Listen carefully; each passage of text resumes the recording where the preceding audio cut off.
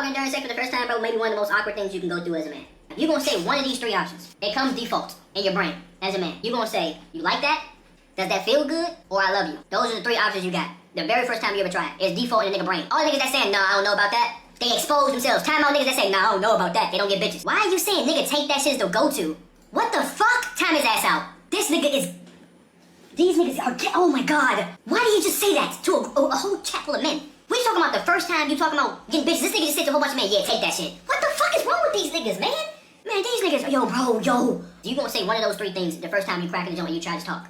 Right? And it's never going to come out good. The very first time you try to say something, your voice is going to crack, bruh. Cracking that jump. That feel good? Oh, shit. The most embarrassing thing, the first time you cracking the jump and you try to say some shit like that, bruh, 9 times out of 10, you going to say it so low, she won't even hear you. There's nothing worse than when you cracking the jump and you have to repeat yourself. Can you imagine cracking a bitch? You tell myself, does that feel good? And she say, huh? Oh, my God.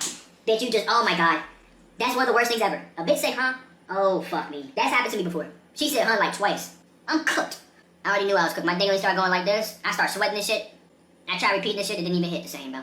I was so quiet, the bitch said, huh, twice. And we was alone, in the room alone. No other sounds. There was no fan going on. There was no fucking car driving past. There was no music. But when you really get with a freak bitch, you start to understand something.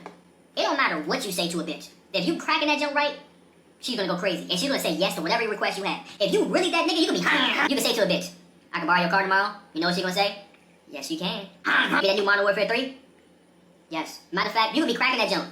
I got the controller in my hand. Cracking that jump on the controller. She said her card details out loud. 4132 769 5. I'm putting that jump in. After you crack a jump, and she said yes to all your requests, you only have about a 24 hour before she changed her mind. If you said, baby, can I use your car when you're cracking that jump? You have to just take her keys and say, remember you said I can use your car. You cracking the jump, you got that 24 hours. She said she's gonna buy you 2K VC, you need to get it within that 24 hours. Maybe 36 if it's really one of your jumps, you be cracking like that jump all the time. When you really that nigga, bro, you start feeling yourself. You try to use different phrases and shit. You be hearing it on Brazzers and fucking...